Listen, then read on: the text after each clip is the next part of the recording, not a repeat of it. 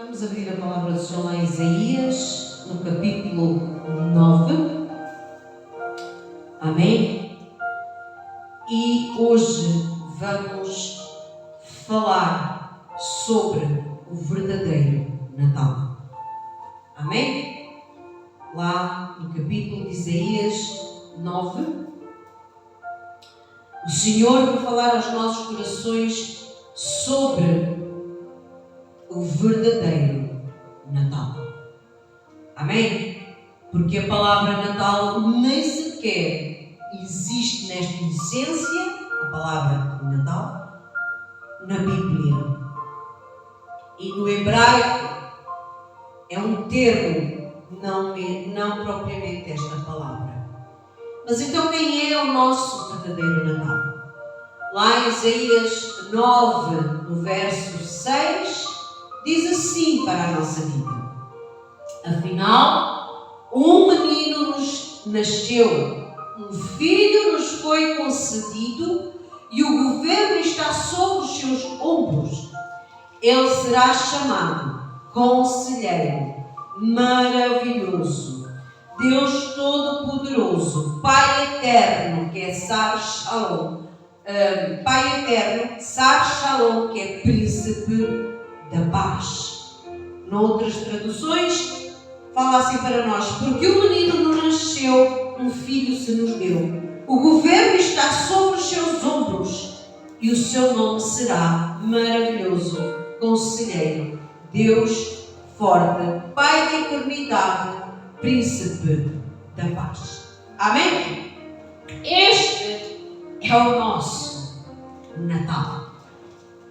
O profeta Isaías, ele é usado para nos falar de um menino que não era propriamente um menino qualquer, aleluia, mas seria aquele que nasceu da Virgem.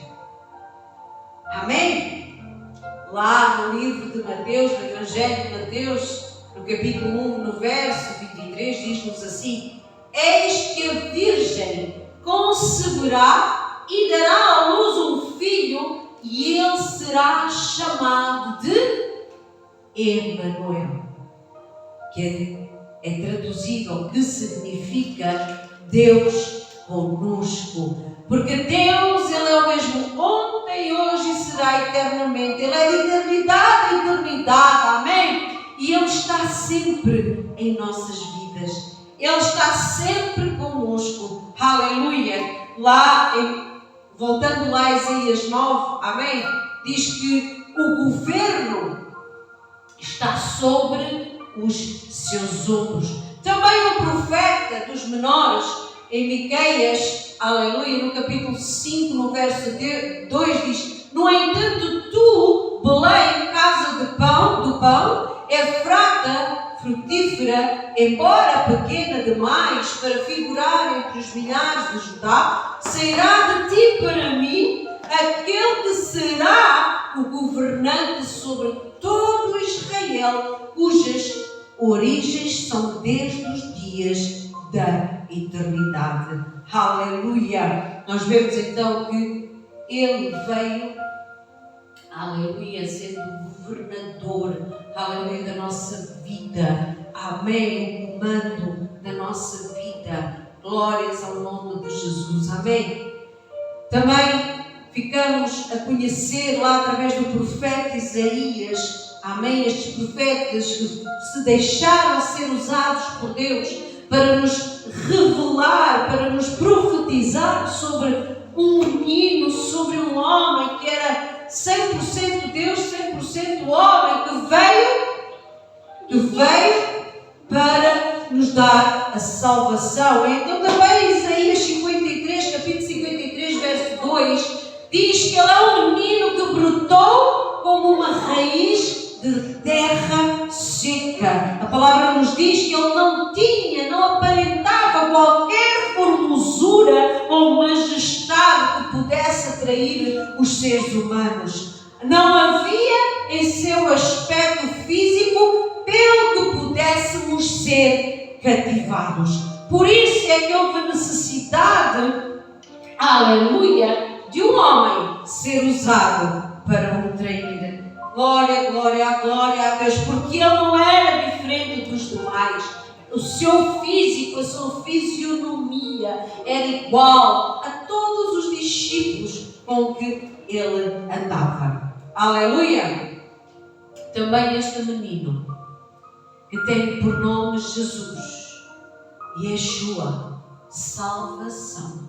Ele nos foi dado a nós para salvação e não aos anjos.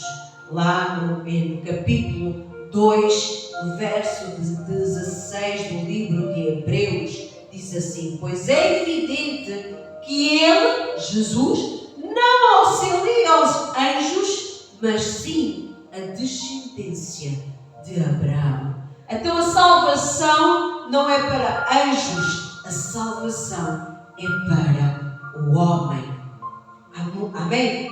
Jesus, ele é a maior dádiva de Deus. Jesus, ele é aquele que se fez carne, nascido da Virgem, como já vimos, para padecer neste mundo, para enfermar neste mundo e para ter morte de cruz. Para que naquela cruz todo o nosso pecado fosse sobre ele.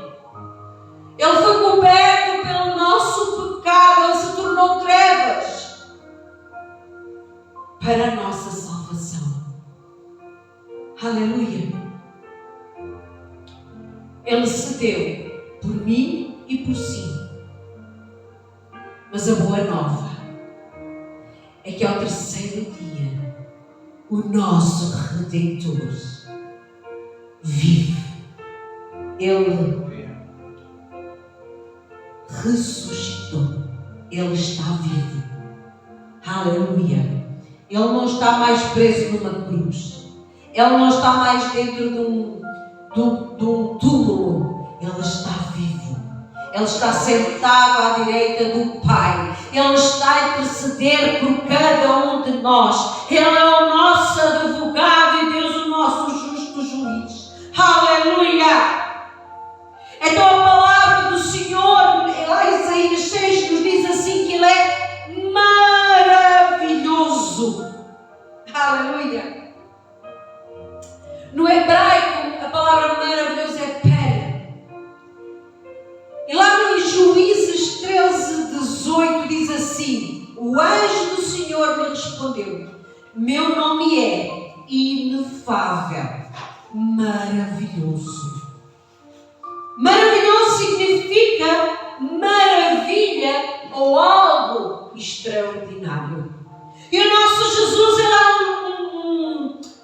um Deus de milagres, que opera milagres, que operou milagres antes quando andou nesta terra, mas que continua a operar o milagre de cura, o milagre de libertação, o milagre de salvação. Aleluia! Ele é o mesmo ontem, hoje, eternamente. Ele é aquele que transmite um sentido de algo singular, sublime ou milagroso. Ele é aquele que faz o sobrenatural acontecer em nossa vida. Ele é aquele que nos inspira admiração. Ele é o glorioso. Aleluia! Tudo isto numa só palavra: maravilhoso. Quantos atributos o nosso Jesus tem? Continuando em Isaías 9, capítulo 9, verso 6, continua a nos dizer que Ele é maravilhoso conselheiro. Conselheiro é alguém que aconselha, alguém que delibera, planeja ou executa um propósito, indicando sabedoria e ação. No contexto de Isaías, ele refere-se a uma fonte de orientação divina e sabedoria extraordinária. Aleluia! A palavra em Apocalipse, no capítulo 3, no verso 18, diz que ele é um profeta dos mistérios. Este é o nosso conselheiro. Ele é um profeta dos mistérios, diz assim a palavra. Portanto, ofereço-te este conselho.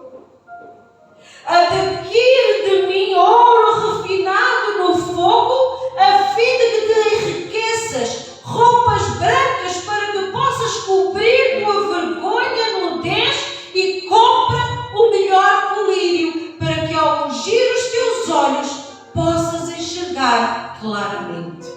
Eu repreendo e corrijo a todos quantos amo. Se pois diligentemente e arrepende-te. Para quem Jesus estava a falar? Para quem Deus estava a falar? Para aqueles que hoje estão mornos. E Ele diz: tomara que fosses frio ou quente, morno, estou pronto a vomitar-te. Então nós temos um conselheiro em nossa vida. Nós temos aquele conselheiro que vai ter connosco através do seu Espírito e nos aconselha a sair da mesmice, que nos aconselha a sair da mormice, que nos dá a direção no Espírito de como agir, de como fazer, daquilo que é necessário transformar em nossas vidas. Mas porquê um conselheiro? Porque Ele é um Deus soberano. E porque Ele é um gentleman. Ele não obriga. Ele deixa a sua direção. Cabe-nos a nós depois tomar a decisão. Aleluia! Porque Ele nos deixou o livre arbítrio. Ele diz para escolhermos o bem. Mas cabe-nos a nós decidir o caminho a tomar. Mas para a salvação há só um caminho: Jesus Cristo. Aleluia! Este menino que a palavra hoje está a falar para nós.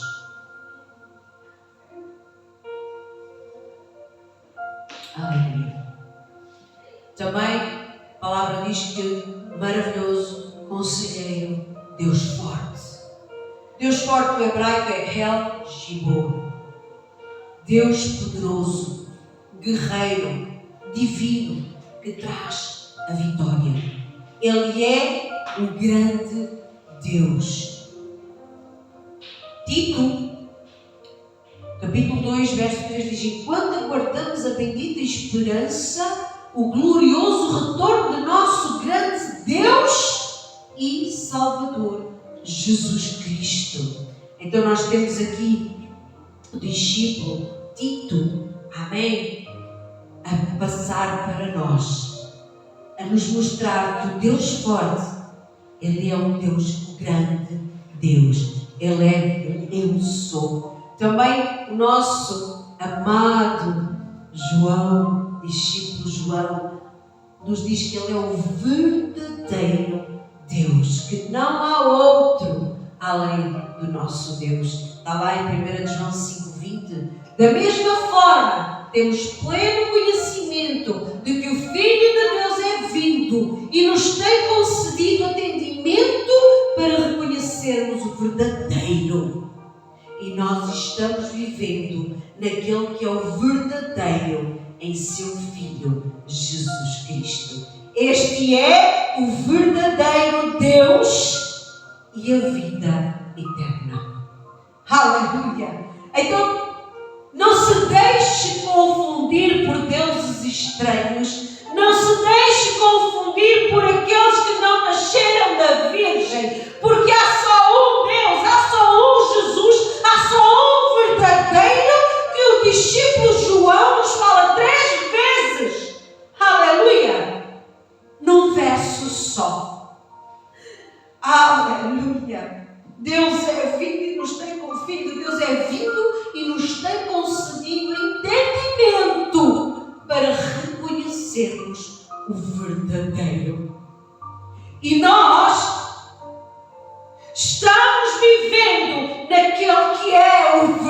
verdadeiro. É nele que temos que viver, é com ele que temos que viver, é para ele que temos que viver, porque para ele e por ele são todas as coisas. Então a minha vida, a tua vida, a sua vida tem que ser para ele e por ele, em nome de Jesus. Aleluia! Maravilhoso Conselheiro, Deus forte, Pai da eternidade. Vemos aqui que é Jesus como aquele que é a fonte da vida perpétua, ou seja, sem fim, uma vida que não tem fim. E Ele é também o protetor eterno. Ele é a própria eternidade, a origem de tudo o que é duradouro. Aleluia!